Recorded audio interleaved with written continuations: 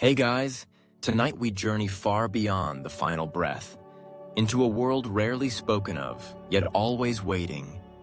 Imagine the air no longer tied to lungs, time no longer shaped by clocks, and footsteps no longer bound by roads.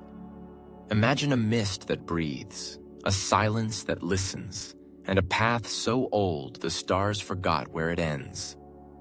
We begin in a place between places, where even memory dissolves gently like ash in morning rain. This isn't a heaven above or a hell below. It's something deeper, stranger, and older. The Aztecs called it Mictlan, the nine-layered underworld.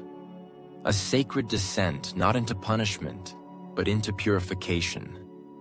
A return to balance. A walk back into the bones of the world. You probably wouldn't survive this journey in a body, but luckily, tonight, you don't have one.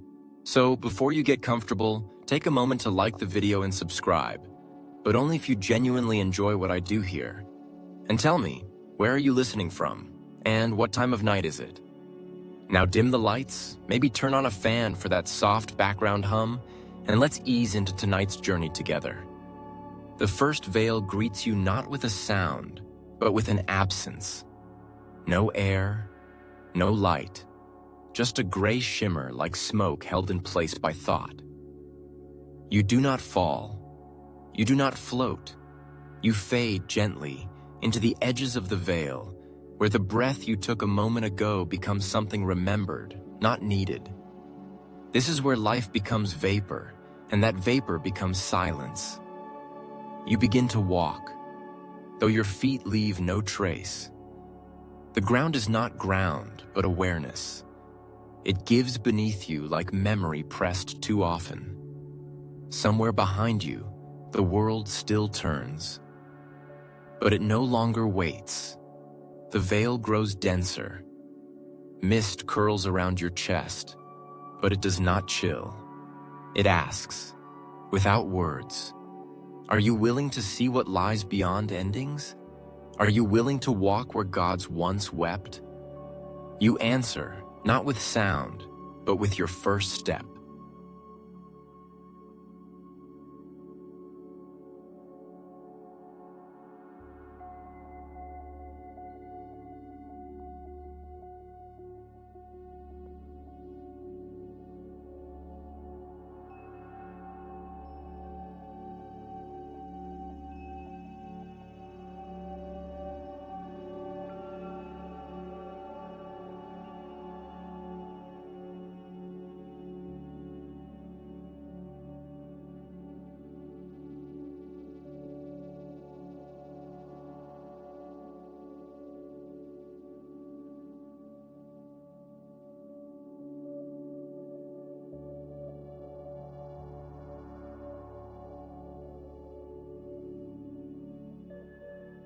You step out of the mist and into twilight, but not the twilight of an ending.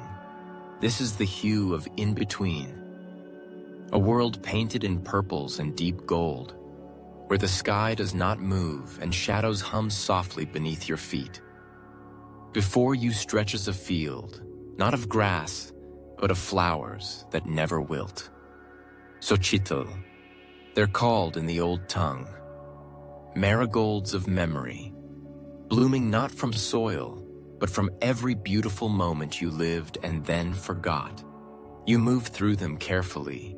Each petal seems to breathe when you pass, curling slightly toward you as if remembering something only your soul still carries. The air is thick with scent, not sweet, not sharp, just familiar. Like childhood, like rainfall on clay, like that one breath you didn't know you'd held until you let it go. Some traditions say this field is where the soul first learns it has truly left the body. Others claim it is where you begin to see your own essence reflected through beauty. But here in this dream of gold and violet, there are no questions, just stillness. And you. In the distance, a single flower begins to glow brighter than the rest. You walk toward it, not hurried, not afraid. And as you reach it, you realize it holds your face. not as you knew it, but as it was seen by someone who loved you. This flower does not speak, but it remembers you entirely. You lean forward, and the petals fold back, revealing light. Not a gate, not a path, but a feeling, readiness. Somewhere beneath the field, the first drumbeat of the underworld stirs. The journey is about to deepen. You press your hand gently against the glowing bloom, and it opens a passage, not downward.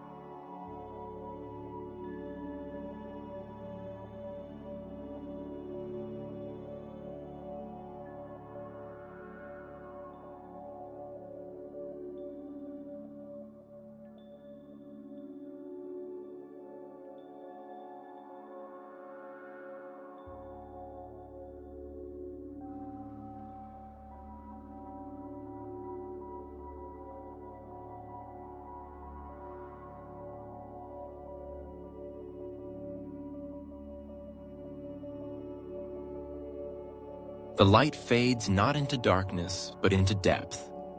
You descend, not by stairs nor tunnel. You simply sink, as if gravity has remembered your name.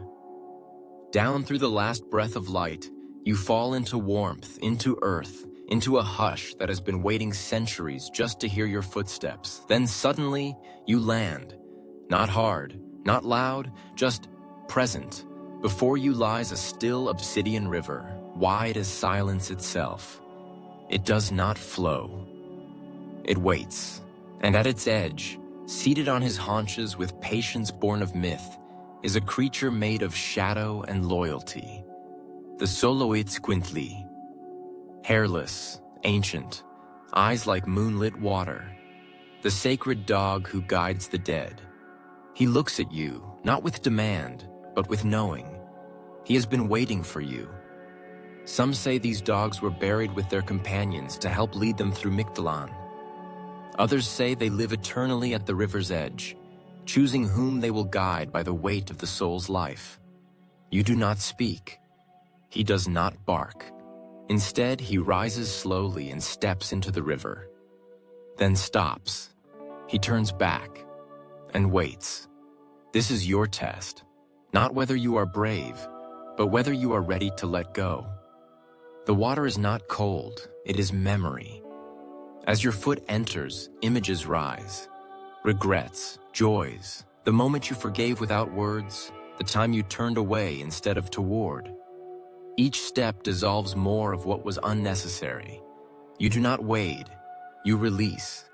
The dog moves ahead, never rushing, always watching. Halfway through, you stumble, not from pain, but from the sudden pull of something that wants to stay behind. You turn and let it go. When you reach the far side, dripping in silence, the Xolo licks your hand once and walks ahead. You follow.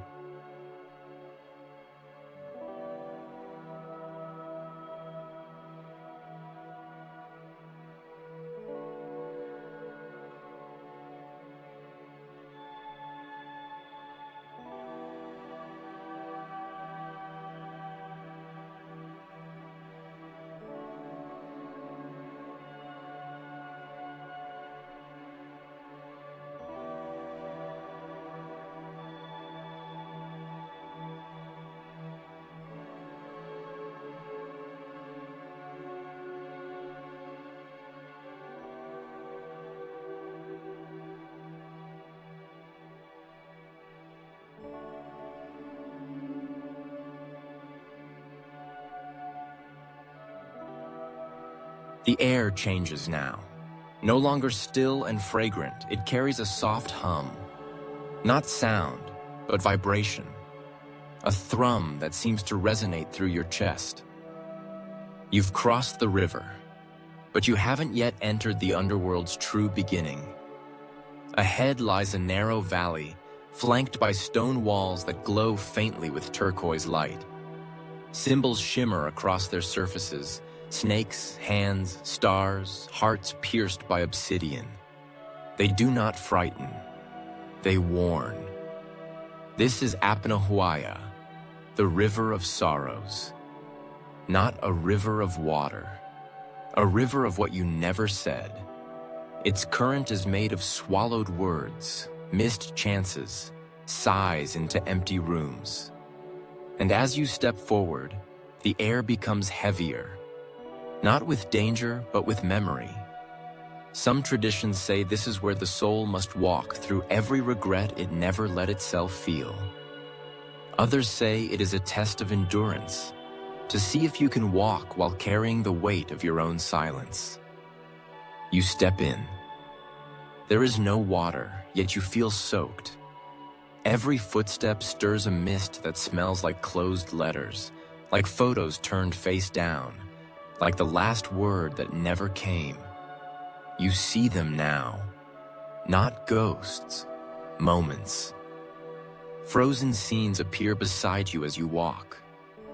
The friend you didn't call back, the apology you almost offered, the time you chose comfort over truth. But this is not shame. It is acknowledgement. And with each step, the fog lifts a little. Not from the path, from your heart. Halfway through, the Xolotl stops and looks back. You feel it. Something in you wants to turn around, to fix, to rewrite. But the river asks you only this: can you accept what cannot be undone? You exhale and walk forward. And as you do, the river thins, and the world begins to tremble, welcoming you to the first true gate.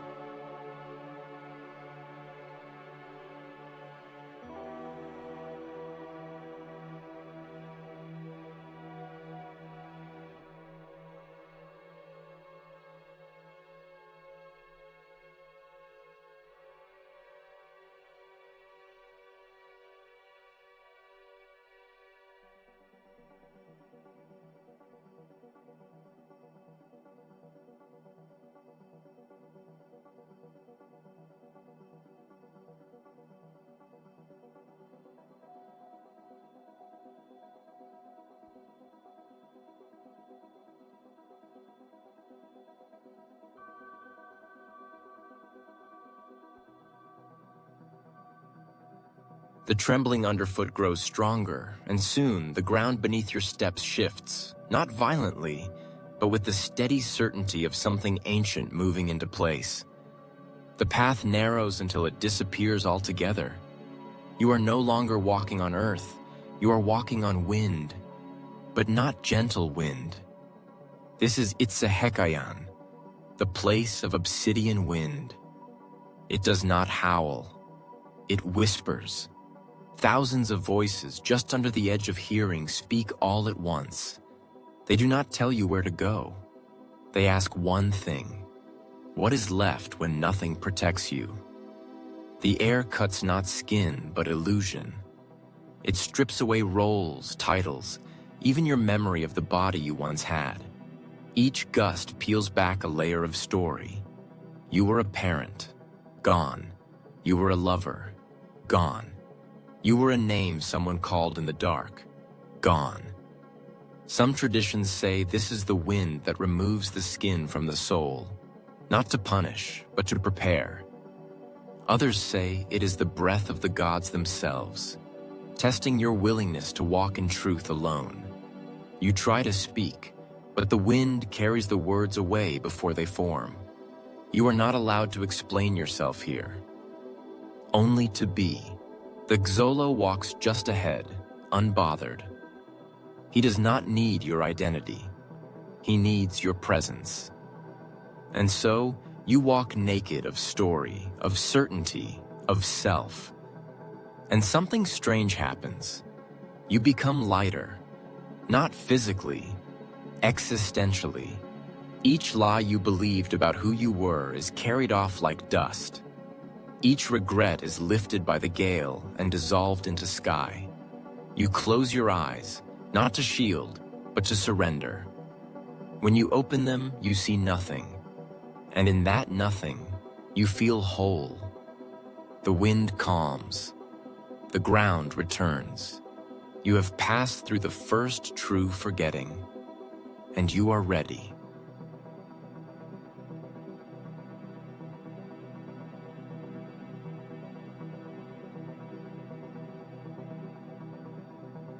The wind still whispers behind you as you step into the next layer. But now the air is quiet, thick and expectant, like breath held before truth is spoken. Before you rises a hill, but not made of earth or stone. This is the Hill of Knives, a slope of glinting obsidian blades, each one embedded like a shard of moonlight, sharp and unwavering. There is no path, no trail to follow, only this truth. You must climb, not despite the blades, because of them. Some Aztec traditions say this hill exists to slice away what the wind could not, that every step you take is a choice to bleed, to surrender something that no longer serves your soul. Others suggest the hill reveals not wounds, but clarity. That pain sharpens perception, illuminating what was hidden beneath comfort. The Xolotl stops at the base. He will not climb with you. This part is yours alone. You place your foot on the first blade. It does not cut, yet. But as you ascend, the hill begins to hum beneath your weight. Every movement becomes intentional. Every hesitation, a conversation between your soul and your story. As you climb, you remember. The betrayal you never spoke of. The joy you once deemed selfish. The tenderness you denied yourself. And with each step, one of those illusions is taken from you. Yes, it stings, but the pain is honest, like flame to winter skin. Halfway up, you slip. Your hand lands hard, and this time, it does cut. Not your body, your armor. And the blood that rises is not red. It's light. You stare at it in awe. Not because you're bleeding, but because what you're bleeding is truth. You reach the top, not broken, not triumphant, just real. And below, the Xolotl waits, tail wagging gently. You descend, lighter, braver, seen.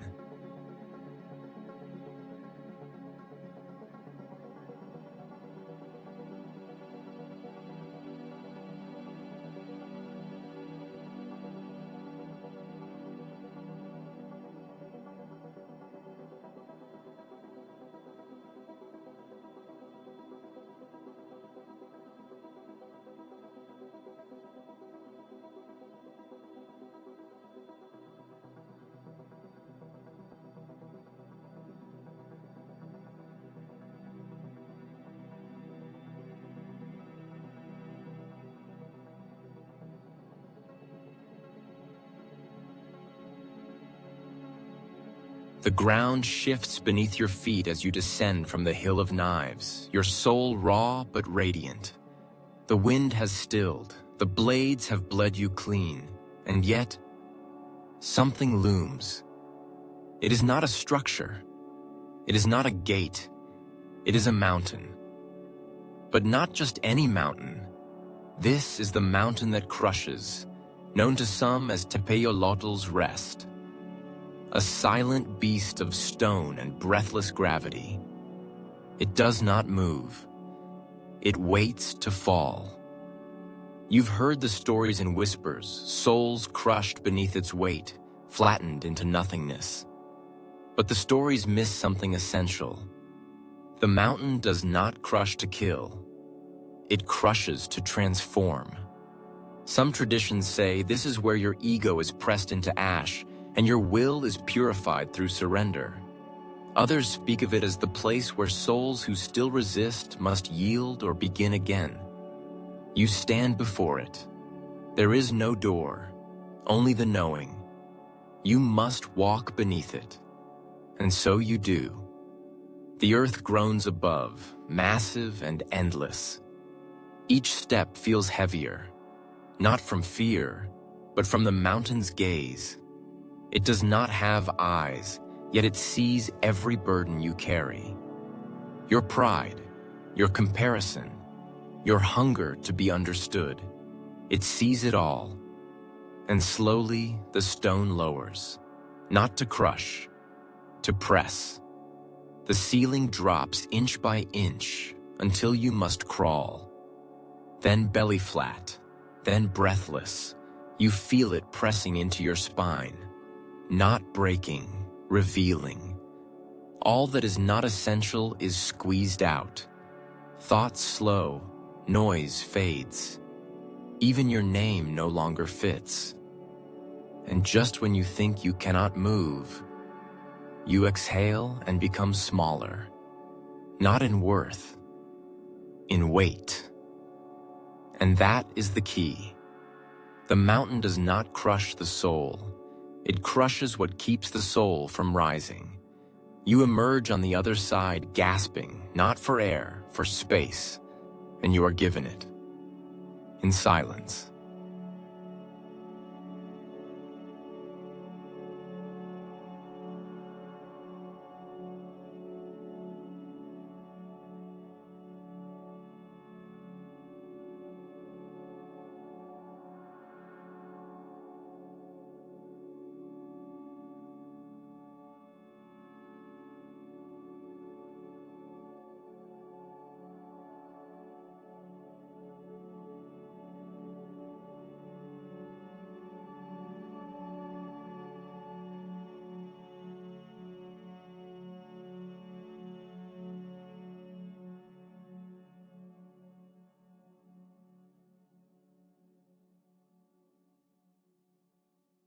The path ahead gleams faintly in the dark, not with light, but with reflection.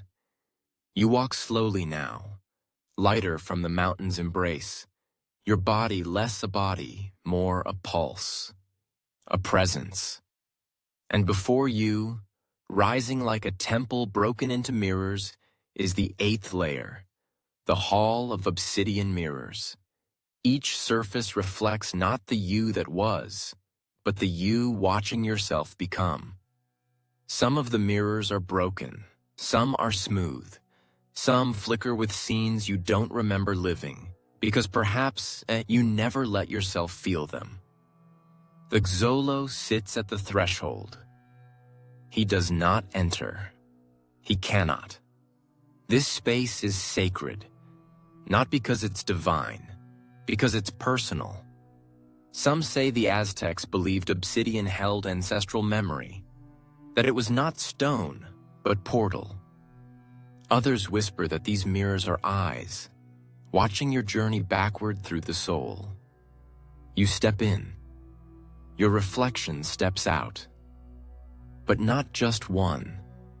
9 reflections stand in a circle, each wearing a different face of you, the child you buried, the lover you silenced, the parent you tried to be, the version of you that danced freely once, and the one who could never cry. They surround you, not accusing, not grieving, just waiting. You are asked to look, not at them, through them. Every mirror begins to ripple, and in each one, you see who was watching you during your life, the friend you betrayed, the stranger you saved with a smile, the tree you sat beneath, the memory you never told anyone. All of them. Witnesses, not to your perfection, to your becoming. And as you stand there, each reflection nods, then folds inward, disappears. and you're left with only one image, yours. Not flawless, but true. The mirror doesn't shine, it breathes, and you breathe with it. And continue.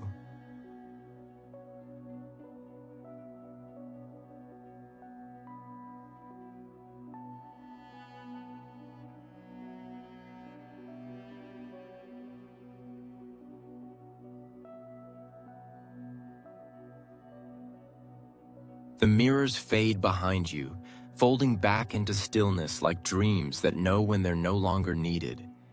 Ahead, the air sharpens. Not cold, not cruel, just focused. You enter a flat plain stretching out under a darkened sky with no moon.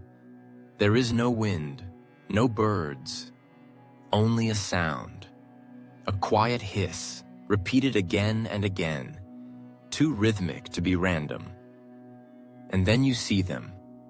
Arrows. Hundreds. Thousands. Suspended in the air, unmoving, each one aimed at your chest.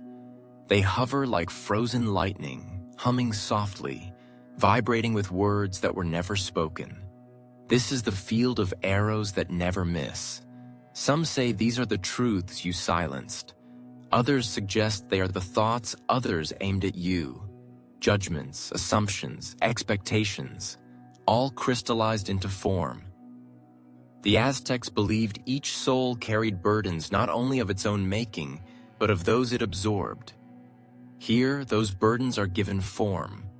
The Xolotl paces at the edge. He does not follow you in. He cannot shield you from these. You step forward. The arrows quiver. They do not launch. They do not need to. Each one finds its mark not through flight, but through presence. You walk among them, and one pierces you. Not your skin, but your memory. The moment you didn't speak up for someone. Another. When you didn't say, "I love you," because you were afraid of the silence after. Each arrow reveals what could have been a word, a breath, a bridge. But still, you walk. Each sting is sharp, but not cruel. The pain is not punishment, it is remembrance. And as you move, something unexpected happens. The arrows begin to vanish behind you. Not fall, disappear. Because once felt, once faced, they are no longer needed. You reach the edge of the field. You bow, not in shame, but in gratitude, and continue.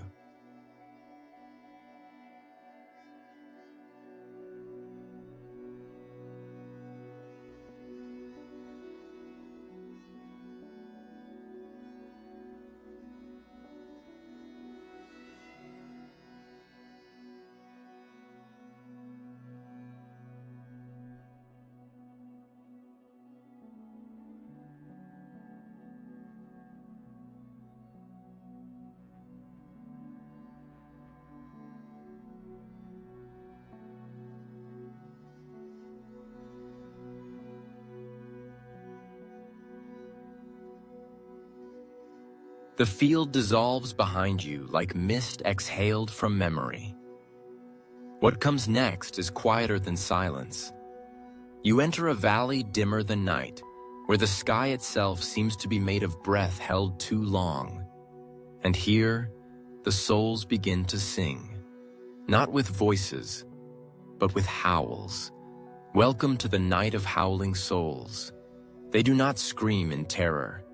They wail in longing, in ache, in the soft agony of having loved and lost and never been heard. The wind here is shaped by lamentation. It bends like hands reaching for something that cannot be held. Some say this is the deepest sorrow in the underworld, not because of pain, but because of unfinished songs. Others believe it is the layer where souls linger who could not forgive themselves, singing their truths into the bones of eternity. The Xolotl walks closer now. He presses into your leg, his body humming with tension. He will not leave your side here, because the cries around you can enter, not through ears, but through recognition. And already, you feel it. One voice rises above the rest, soft, low, almost like your own. You turn toward it instinctively, and there it is. A soul not in shape, but in frequency, one you left behind. Or perhaps who left you? You do not speak. There is no speech here, only presence. You kneel, and the howling softens, not just around you, but inside you, because finally, the ache is being witnessed. Some traditions believe this is the only way grief moves on. When another soul says, without words, "I heard you," you stay until the cries no longer reach your bones. And when you rise, the solo leads you forward. The valley dims, and in the distance, a tree begins to glow, waiting to dream you.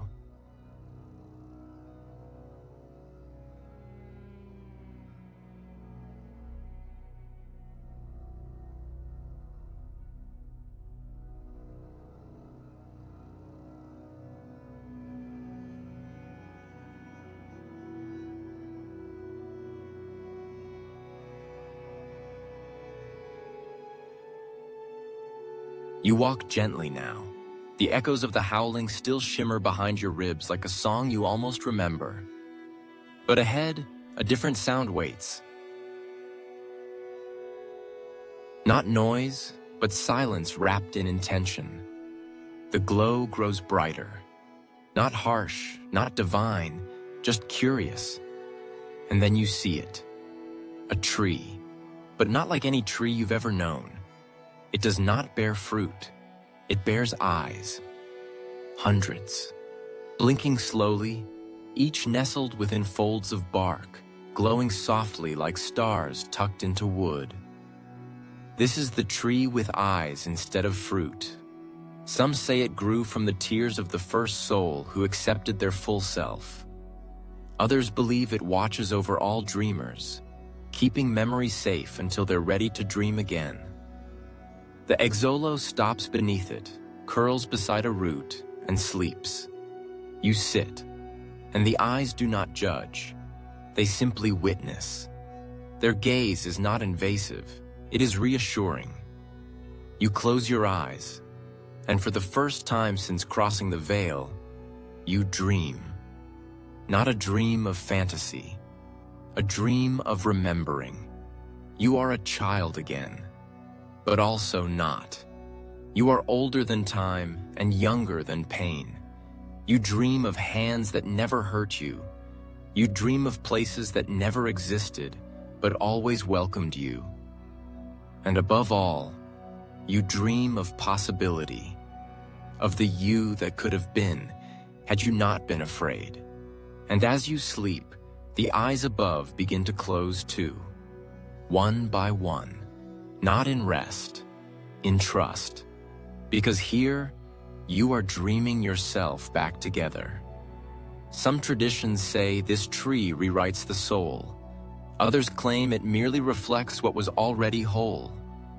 You awaken slowly, not from sleep, from integration. The Xolotl yawns beside you. You rise, not because it's time, but because you're ready. And the eyes?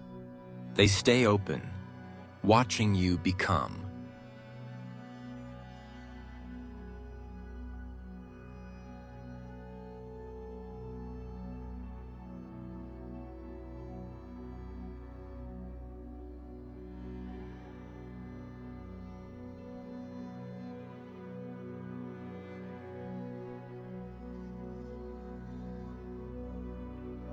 The ground beneath the tree is soft, like memory, like sleep just before waking. You take one last glance upward. The eyes no longer blink. They simply glow, content that you were seen. The path ahead narrows. Stone replaces soil.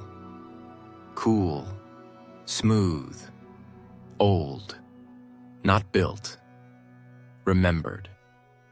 The Xolo walks ahead, tail swaying like a pendulum, as if measuring time not by seconds, but by realizations.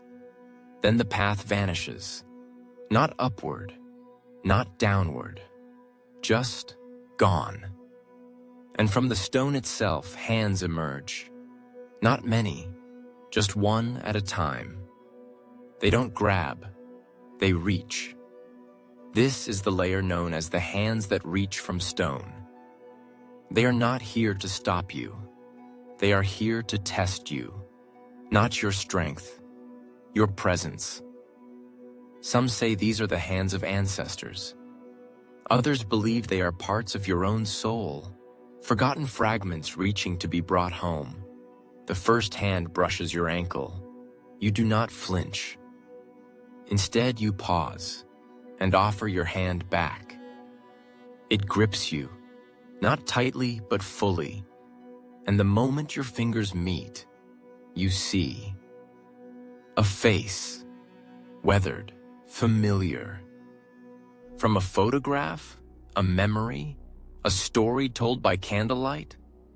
No. From before all that, they smile and vanish. One by one, more hands reach. Each one holds a part of you you once cast away. A version of you that was told to be quiet. A moment you swallowed instead of spoke. A truth you once feared would shatter love. They do not accuse. They ask, "Will you carry us with grace?" You say nothing. You only nod and walk slower, more open. The final hand doesn't grip. It simply rests on your shoulder, then disappears. And with it, a part of your weight does too. The Xolo turns, eyes bright. He's ready. So are you.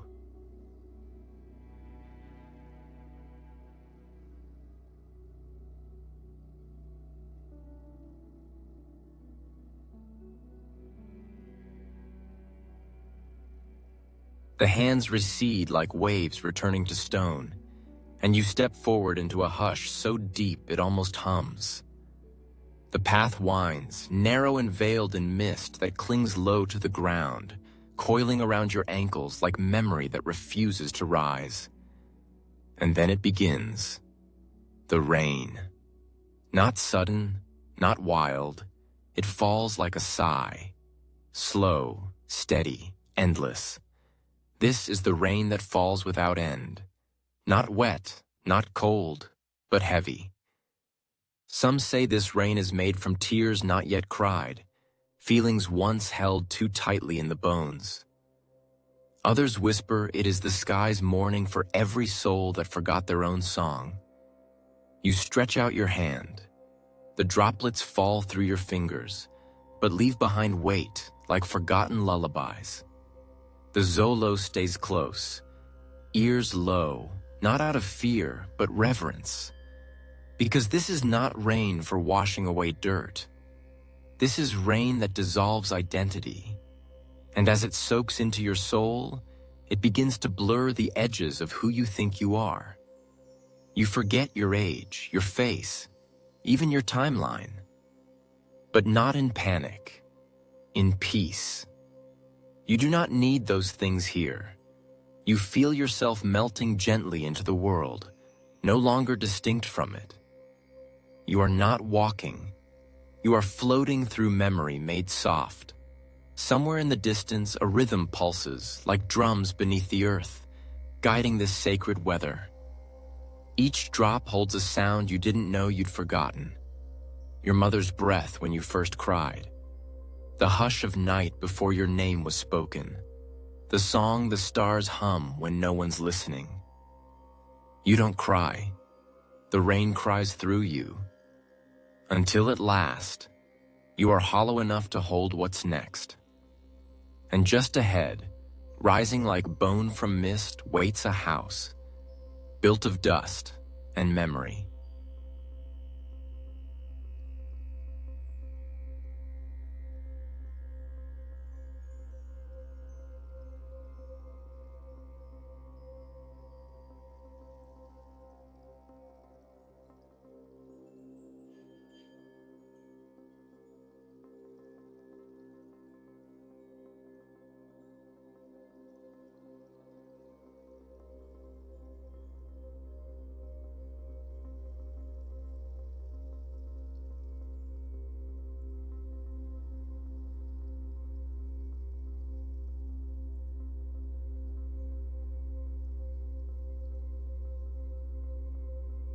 The mist parts as you approach the structure. It does not loom. It waits. You step closer and see it clearly. A dwelling shaped from fragments, ashes, splinters, shattered pottery, and faded cloth. Yet it stands with quiet dignity. This is the house of dust and bone. No door, only an opening, low and wide, like a mouth that speaks without sound. The Xolotl stays outside. This is a place where only you may enter. You duck beneath the threshold. Inside there is no furniture, only versions. You see them scattered through the chamber, shadows that rise and dissolve in the same breath. The person you tried to be, the one you pretended not to be, the self you performed to be loved, and the self you buried to be accepted. Some say this house is built from every identity you ever wore. Others claim it is constructed of the forgotten bodies you carried through lifetimes. But one thing is certain. Here, you are not a guest. You are the architect. Each room within this space contains a layer you once lived. The attic echoes with unspoken ideas. The hearth holds warmth from touch long gone. The corners are soft with grief you never dared to name. And at the center, a small pile of bones. Your first laugh, your earliest fear, your final unspoken prayer. You sit beside them. You do not organize. You do not burn. You witness. And in witnessing, the bones shimmer. They do not vanish. They settle. Finally allowed to be what they are, remains that do not haunt. You exhale. The dust shifts, but does not rise, because you are no longer running. You leave the house slowly, not to escape, to return. And outside, the Xolotl stands again, beside a doorway where no echo waits.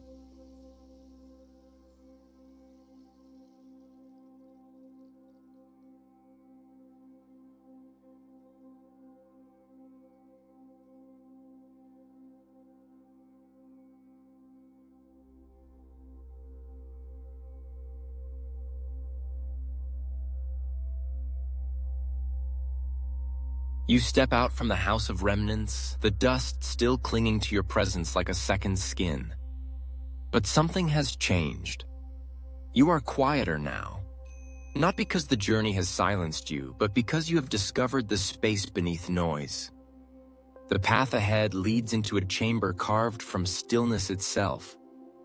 It is shaped like a room, but has no walls. It contains no light, yet you see. It carries no echo. This is the room with no echo. You step inside, and everything you are does not return. No breath, no thought, no word, just silence. Some say this is the space where intention is tested, that here, only what is aligned with your true essence can move forward. Others say the gods listen here, not to your voice, but to your vibration. The Xolotl lies at the edge. He will not enter. He cannot reflect what is not reflected. You speak, softly. A name, a memory, a question. Nothing comes back, not even the sound of your own exhale. This is not emptiness, it is clarity. A sacred void in which you are not answered because there is nothing left to ask. You sit, not to wait, to settle. And the longer you stay, the more you feel it. Your presence does not require echo to be real. You are not true because the world confirms you. You are true because you are, and in this stillness, you begin to pulse. Not with heartbeat, with intention. You remember every time you acted without recognition. every moment you loved without return, every quiet kindness you gave and never saw reflected. Here they rise, not as sound, but as light. You are seen, even when unseen. You rise, not louder, clearer, and continue.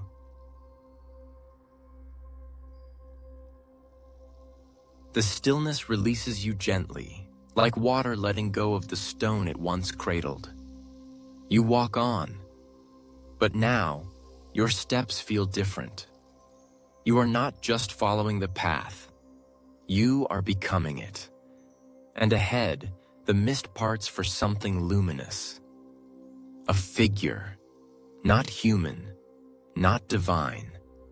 A deer.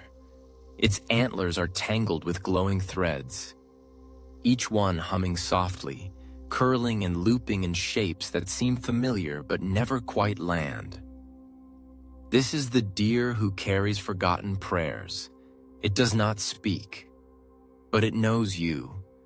Its eyes are wide with tenderness, and as it steps forward, you see that every thread tangled in its antlers is a prayer, not the ones you said aloud, the ones you only felt, the prayers you whispered through clenched teeth, the ones caught in your throat when you stared at a hospital ceiling, the ones you never dared to hope because hope was too heavy to lift. Some traditions say this deer roams every layer of the underworld, collecting the soul's unspoken offerings. Others believe it is the embodiment of your ancestors' wishes for you, made manifest in this journey. You reach out, not to touch, to feel. And as your hand hovers near its flank, one of the threads trembles. You remember it. The silent cry you made the night you gave up on yourself. You had forgotten it. But the deer hadn't. None of them are forgotten. They are carried. Always. The deer bows its head, not in farewell, in recognition, and walks past you, hooves silent on the path. You follow its light for a while, until it vanishes into the mist. But the warmth it leaves behind stays in your chest, soft, fierce, ready.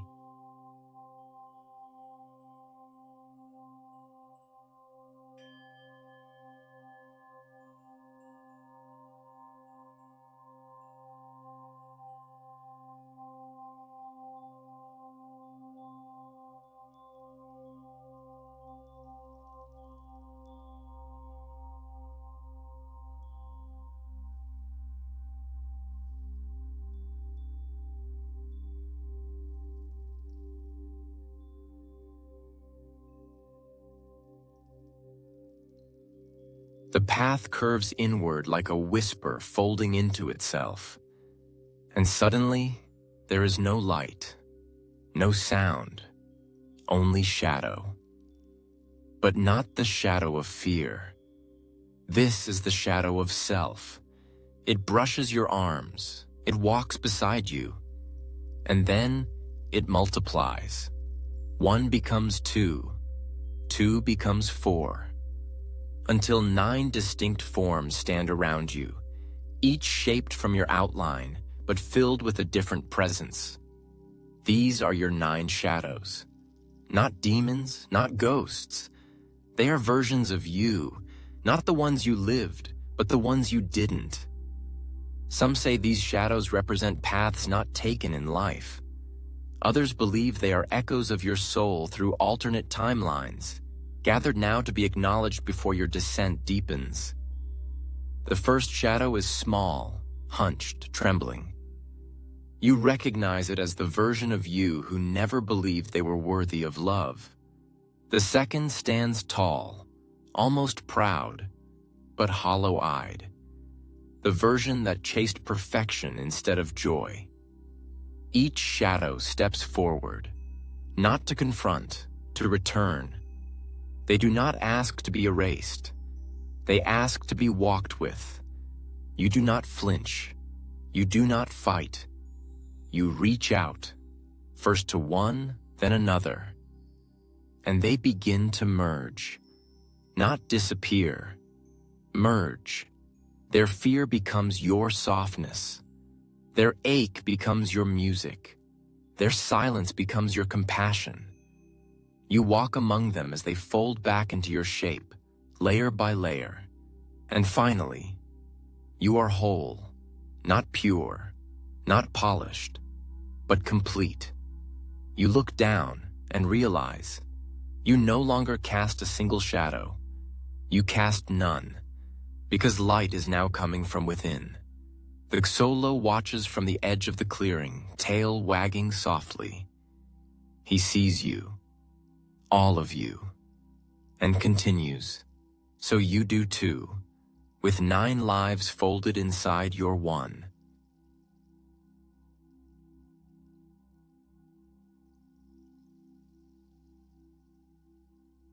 The path feels wider now, though it hasn't changed. What's changed is you. You are no longer walking to reach something.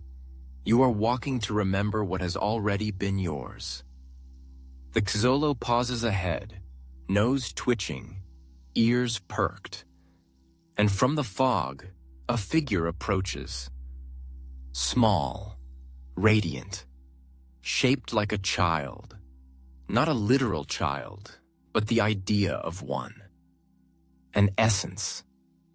Familiar. This is the spirit that calls you by childhood's name. You stop. Not in fear, in awe, because it doesn't speak your adult name. It speaks the name you once gave to your own joy, the one only you knew. A name made of laughter and wonder and dirt under fingernails. It doesn't echo, it lands. Right in your chest. And something in you breaks. Not from sorrow, from recognition. You remember a time when everything felt like magic. When a tree could be a kingdom. When a whisper could change a world. When you still believed that love was the sky's default language.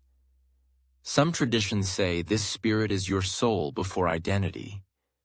Others say it's the being who chose this life for you, now returning to welcome you home. The spirit reaches out and places a hand on your cheek. And instantly, you remember. Not information. Permission. To dance. To be ridiculous. To rest when tired, to trust your own rhythm. It leans forward and whispers your childhood name one more time. You don't reply, you don't need to, you remember. The spirit smiles and disappears, not gone, but reunited. You walk on, not with nostalgia, with renewal. Your stride feels playful now. The weight has shifted. You walk now with a softness in your step, as though your feet no longer land on the path, but into it, like each step is a reunion. The air cools again, not harshly, just precisely. This is not the cold that bites. It is the cold that reveals. A presence ahead shimmers through a thin frost on the air, fine glittering particles swirling around you like breath made visible. You have entered the layer known as the cold that knows your story. Some say this is where truth no longer asks permission to arrive. Others believe it is the resting place of every choice made in silence, now rising like mist off the bones of time. Your body does not shiver. Your soul does. Because the cold does not attack from outside. It awakens from within. You feel it in your teeth, your ribs, the back of your eyes. And it whispers, not with voice, but with clarity. Moments flash through your mind. That time you lied to protect someone. The night you chose numbness over confrontation. The kindness you gave even though no one asked. And the pain you hid because you never asked. The cold wraps around these truths and holds them up like snowflakes, unique, crystalline, not meant to shame, only to illuminate. You stop, not from discomfort, but from reverence. Because this is the kind of cold that slows everything down, long enough to see. The Xolotl presses gently against your side, offering warmth, but not to save you. Only to say, you're not alone in this. You take a deep breath, and it crystallizes. Not into frost, into understanding. You are not here to forget. You are here to know. And now, you do. So you walk forward, not warmed, but clear. And ahead, a doorway of memory begins to open.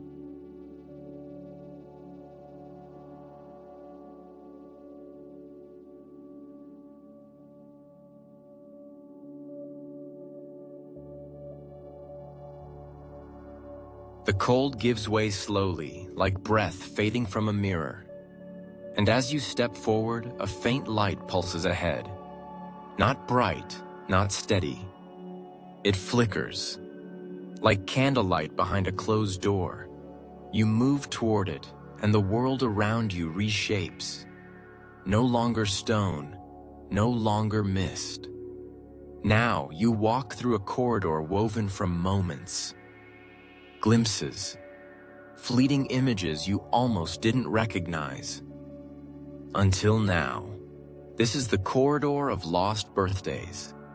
It stretches before you, lined with shadows of times you never celebrated. Not because they didn't come, but because you didn't notice. Some say this is where the soul reclaims the time it forgot to treasure. Others believe it's a sacred path lined with the soul's overlooked victories. The first alcove holds your 5th birthday, the one where the cake never came, but the hug did. The next, your 16th, when you felt invisible even in a crowded room, but smiled anyway. You pass by 23, where your laugh was real, even if you didn't believe it at the time. Each step takes you deeper into years you thought were meaningless, but now shimmer with forgotten gold. You touch the wall, and it responds. A memory unfolds, a letter you never sent, a photo you deleted, a dance you danced alone. None of it is grand. All of it is sacred, because every heartbeat you gave without witness was witnessed. Here, now, by you. The Xolotl pauses beside a doorway. Within, a table, empty plates, and a single lit candle. You sit, not to mourn the birthdays lost, but to honor the life lived quietly. You close your eyes, make a wish, and when you open them, the candle has gone out, but your chest glows. Because now, nothing is forgotten, and you continue. As the corridor of memory closes behind you, the ground beneath your feet begins to hum, low and slow, like a drum played by the earth itself. The sky overhead remains starless, but it shifts, it pulses, and then it rises. A dark orb rimmed with crimson light ascends from the horizon. It is not warm. It is not cruel. It is the black sun. This is the layer known as the black sun rises. Some say it illuminates truths too ancient for daylight. Others believe it is the soul's own mirror, reversed and exposed. The Xolotl steps carefully now, ears low, tail still. You follow. And as the black sun rises higher, shadows stretch not away from you, but into you. You don't grow darker. You grow truer. The sunlight you knew in life revealed the surface. This light, it reveals the depth. You begin to see moments you never connected. How the wound you carried shaped your compassion. How the silence you endured taught you to listen between words. How the time you thought you were lost was actually a redirection. The light grows brighter, but it casts no glare, only clarity. You see patterns, you see echoes, you see that your journey did not begin with birth, nor will it end with death. It spirals. You step forward. The ground beneath becomes obsidian, polished and reflective. You see your reflection, but not as you are now, as you could be.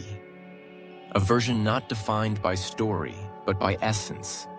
Somewhere in the sky, the black sun pulses once, and suddenly, you feel seen. Not by God. The air thickens, not with heaviness, but with anticipation. You step slowly, each movement casting long, wavering patterns on the obsidian ground, as if your steps themselves are weaving something unseen. Then a flicker, a shifting sound like dry leaves turning. And from the far side of the horizon, something moves. Something long, fluid, fire-kissed. It slithers into view, coiled and radiant. A serpent made of flame and light, scales reflecting not heat, but memory. This is the serpent who knows the shortcut. It lifts its head, eyes like embers, tongue like wind. It does not threaten, it offers. Some say this being appears only to those whose souls have tasted exhaustion. Others suggest it is the embodiment of temptation, a test of whether you long for ease more than transformation. The serpent does not speak. It does not need to. You already know what it says. There is another way, not forward, downward, through a fissure lit in gold, winding fast, curving around pain, skipping over the slow burn of awakening. A shortcut, and for a moment, you feel it, the urge to take it, to skip the next tears, to bypass the unraveling. You look at the Xolo. He does not growl. He only watches, because this choice is yours, completely. The serpent tilts its head. It is not evil. It is expedient. But deep within you, something stirs, a memory from earlier on the path, of the mirror that didn't reflect you back, and the one who called you by your forgotten name. And you know, shortcuts rob you of reunion. They offer arrival, not understanding. You bow to the serpent, in thanks, and say no. It does not vanish, it nods, and slips beneath the earth. Some truths must be walked slowly. So you walk, toward the hunger that cannot. The serpent's glow fades behind you, leaving only the soft warmth of your decision flickering in your chest. You move forward, and the path grows dim again. Not from darkness, but from desire withheld. A scent drifts through the air, sweet, salted, unmistakably familiar. It fills your lungs before you can question it. Roasted maize, smoke from firewood, the subtle spice of something your grandmother once cooked. You follow the scent, and soon you see it. A table, low to the ground, surrounded by cushions, all empty. Upon the table are dishes, dozens of them. Every flavor you've ever loved. Every meal tied to joy, to comfort, to celebration. And every one of them glows. This is the feast you cannot eat. Some say this is where the soul is tested for attachment to pleasure. Others believe it is the place where longings are honored, but not fulfilled. You kneel before the table, your mouth waters. Your body, or what's left of it, aches with memory. A cup sits before you, steam curling up. It smells like your childhood kitchen. You reach for it instinctively, and your hand passes through. The cup doesn't disappear, but it doesn't move. You can feel the warmth, but not the substance. You are not punished. You are reminded. This is a recognition layer, not a denial. You must feel the want, honor it, but release the grip, because longing is not wrong, but clinging distorts the sacred. You take a breath, smell the feast again, and say thank you for every bite once savored, for every meal once shared, for every flavor now etched in spirit. The hunger eases, not from feeding, from remembrance. The table dims, the scent fades. You rise, lighter, and walk toward a place where even your name will be tested.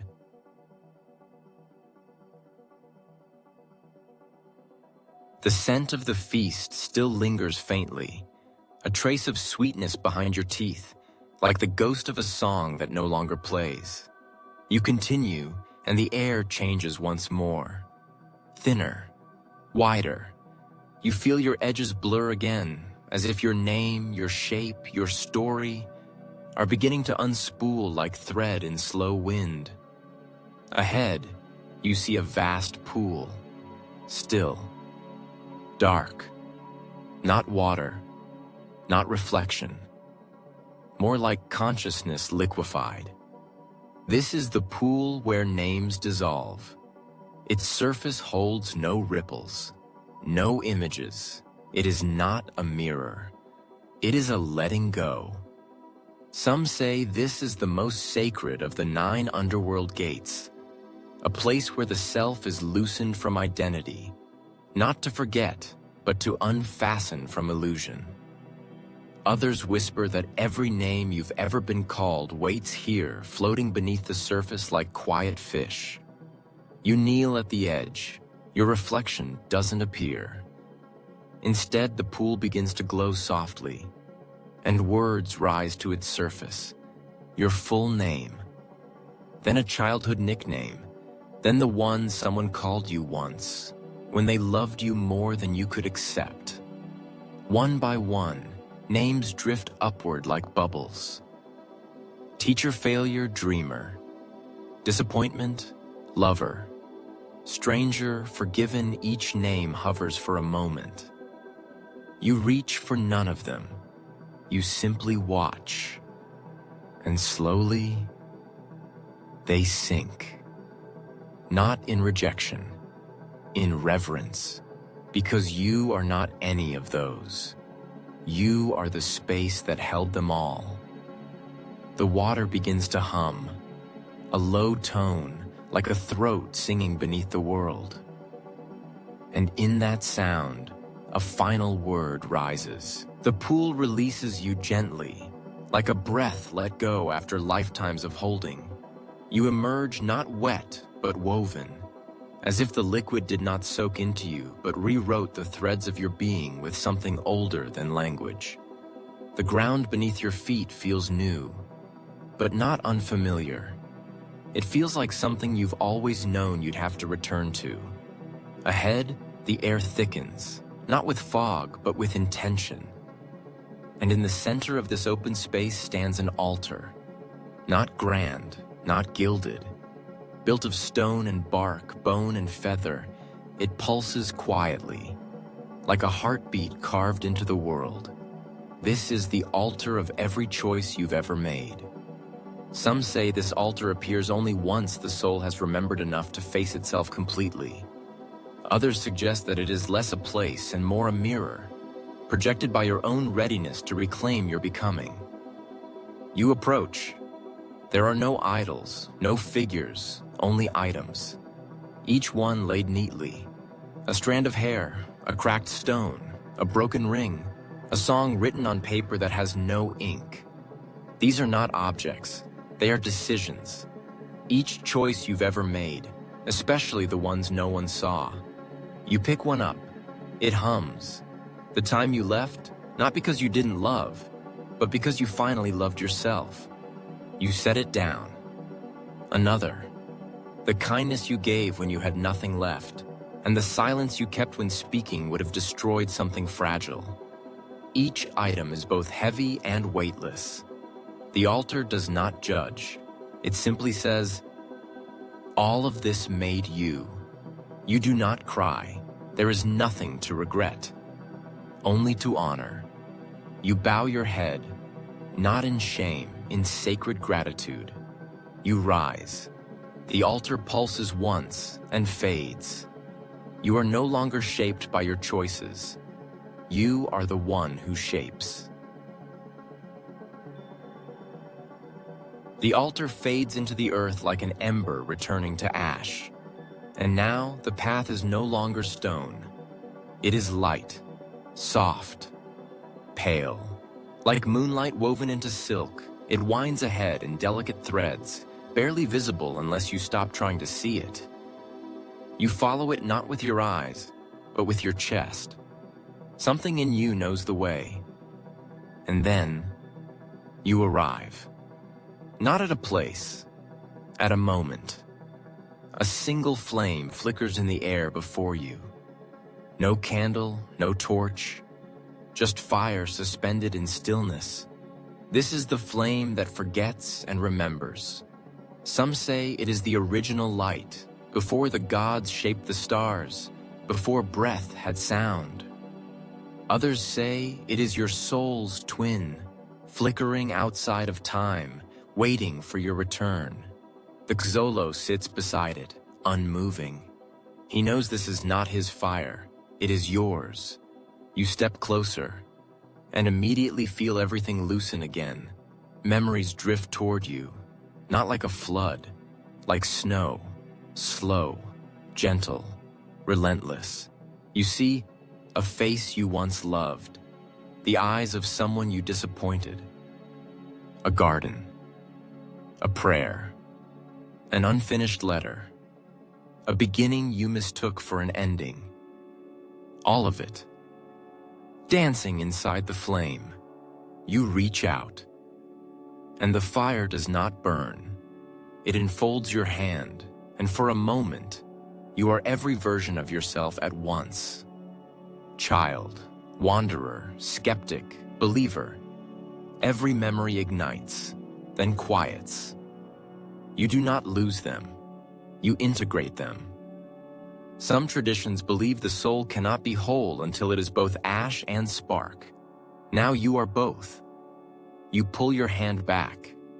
The flame dims, and before you, a staircase begins to appear. The staircase does not descend. It does not rise. It moves inward. Each step is not into space, but into self. The stairs are carved not from stone, but from something finer, more fragile, like fossilized breath or forgotten lullabies. You place your foot on the first step. It vanishes, not crumbles, integrates, and so does each one after. This is the staircase that walks you. Some say this staircase exists only when the soul has stopped asking questions and started listening. Others suggest it's not a path, but a reflection of inner readiness, unfolding only in exact rhythm with your presence. The Xolotl remains at the base. He watches, because now every step you take is yours alone. With each movement, the air grows thicker, not heavy, but deep, layered, like silence stacked upon silence.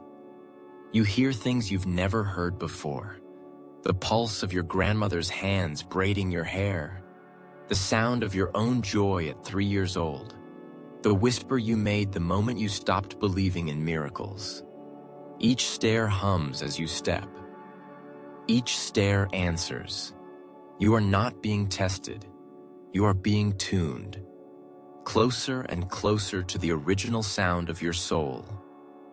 And then, with no warning, you stop. There are no more stairs. Not because the path has ended, but because the self you were walking towards is here. You feel it. Not pride, not fear. A soft, profound arrival. You are no longer walking to find anything. You are walking because you are. And as you take one more step forward, there is no floor, only light. And you do not fall. You become it.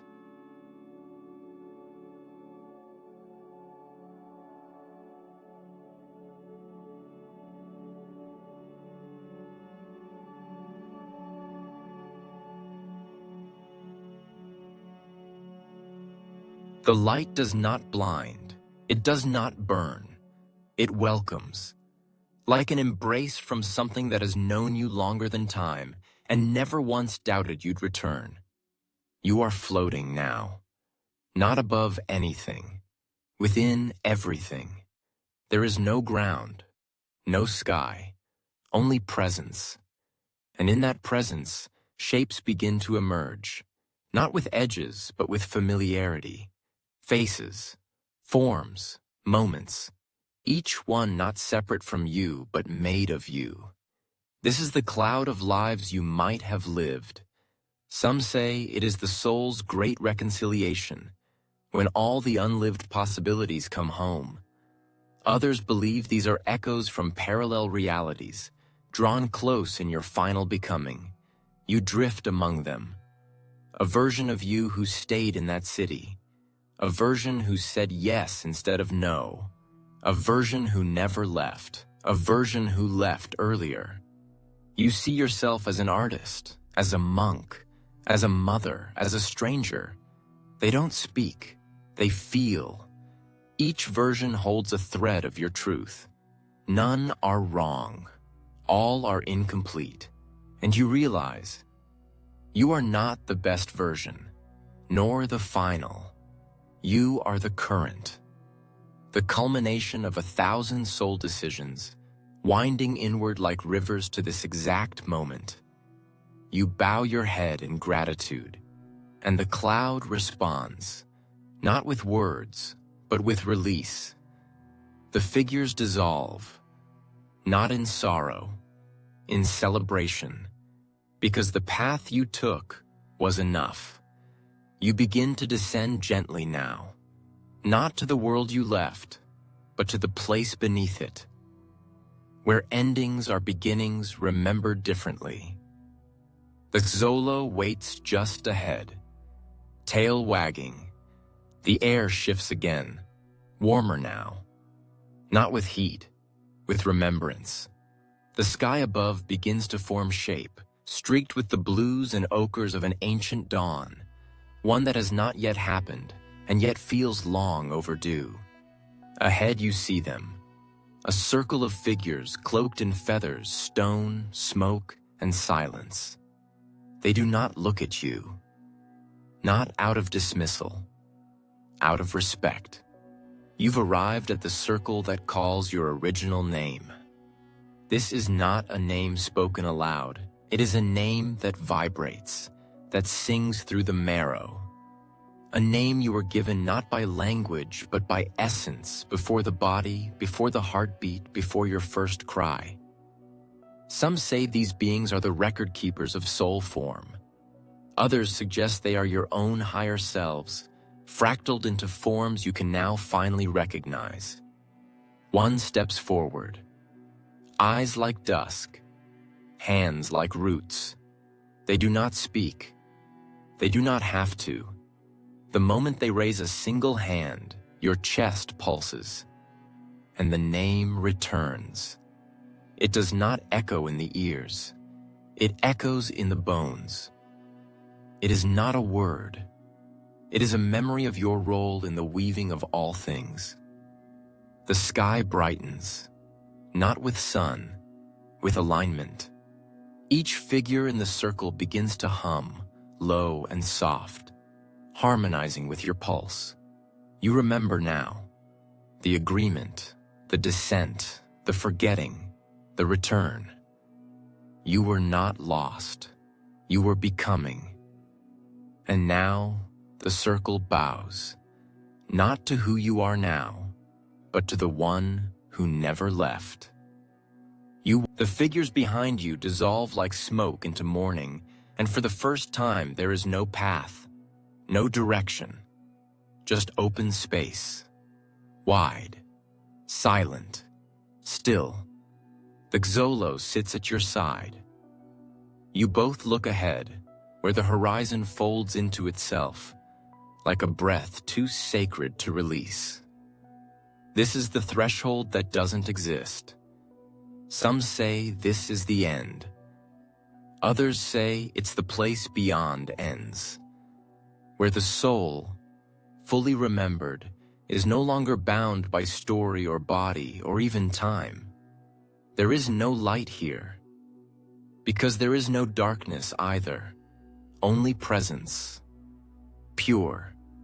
You do not walk forward, you simply begin to dissolve, not into nothingness, into everything. The wind, when it comes, sounds like your mother's hum. The earth beneath you pulses like your first heartbeat. The sky remembers every wish you never made out loud. And now, there is no more journey, because there is no more distance. The self that walked, that wept, that wondered, has returned to silence that is not empty, to form that is not fixed, to being that is not separate. And the solo, he stands now, not as a guide, as an equal. His work is done. Yours too. There is no more below, no more above, only within. You are the gate. You are the flame. You are the question and the answer. And just before you become only being, a soft voice, perhaps the one that first sent you down into life, says, "Now that you've remembered, what would you like to become next?" You do not reply. You become the reply. And all becomes still. Then breathless, then totally new. The stillness is V. But even here, in this space beyond form, a ripple begins. Not from disturbance, from invitation. You are not pulled, you are asked. And from within the gentle field of nothingness, something blooms. It begins as color, then motion, then memory reborn into possibility. You drift toward it, not because you must, but because you choose to. This is the place where souls choose again.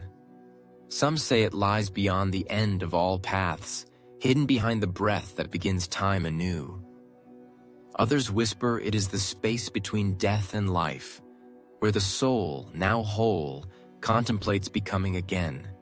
You do not have hands, yet you hold. You do not have eyes, yet you see. Before you, 7 threads of light, each humming with its own rhythm. One pulses like thunder held in amber. Another glows like laughter hidden in fog.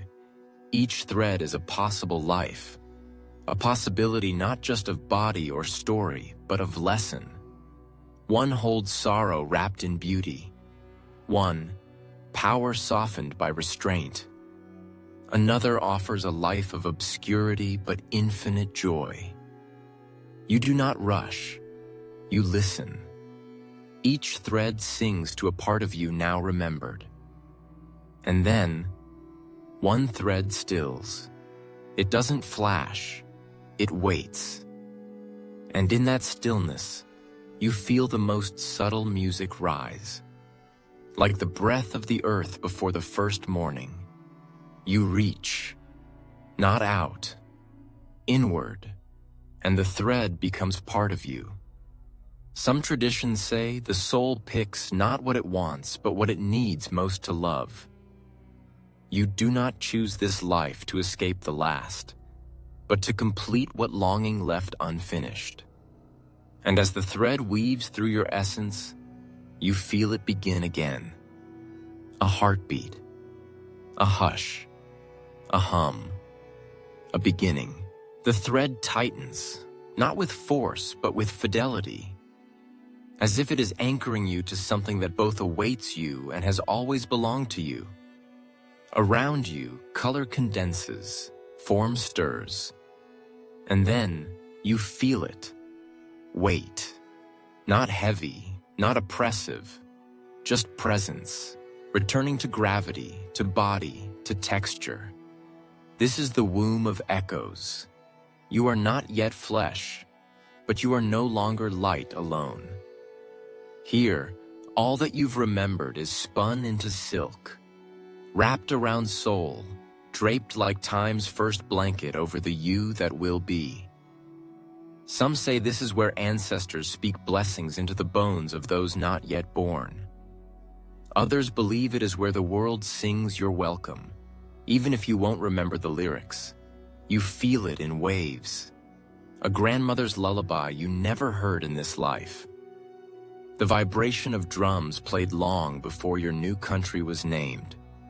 The salt of the ocean you once knew, before land taught you to fear drowning.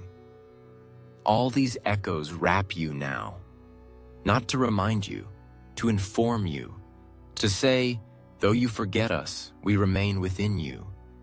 The Xolo is gone. He has returned to wait for the next soul. You are on your own now, and yet not alone. Voices murmur in the walls of this sacred space, not with words, but with promises.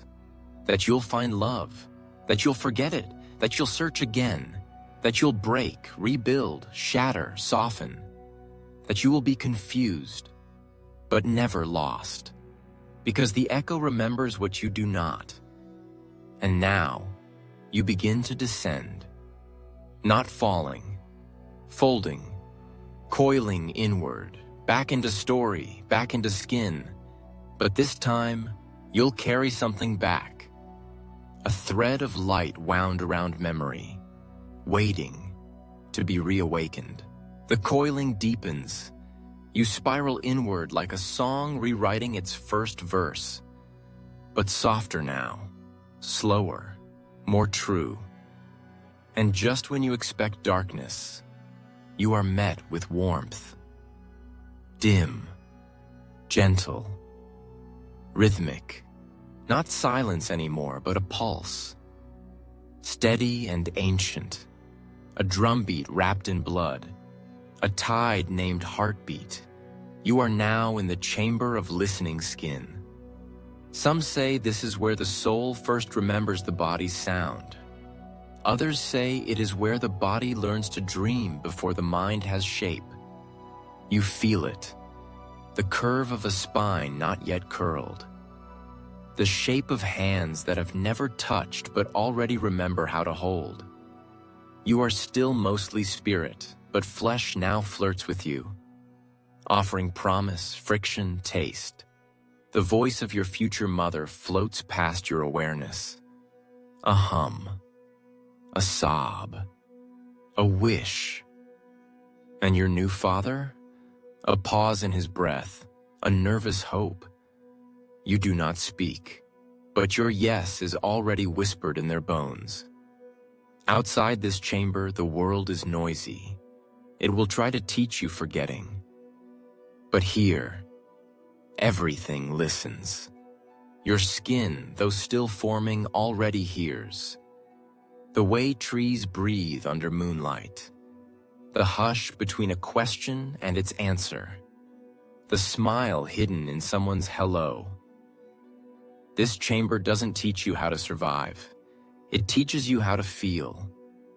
And though your brain has not yet sparked, your soul records every tone. Because later, when life confuses you, when fear hardens your heart, it will be the listening skin that saves you. Not reason, not logic, but sensation. Pure, undeniable, true. And just as that pulse deepens, a new sound emerges. Your own heart, thudding, thudding, ready to remember life. The rhythm grows louder, not urgent, but insistent. You are no longer drifting. You are forming. The soul has chosen. The thread is anchored, and the body begins to shape around it like clay receiving breath. Welcome to the tunnels of becoming. Some say this is when spirit forgets just enough to make free will possible. Others say it's the final gate, where the divine agrees to wear a face again. The tunnel narrows.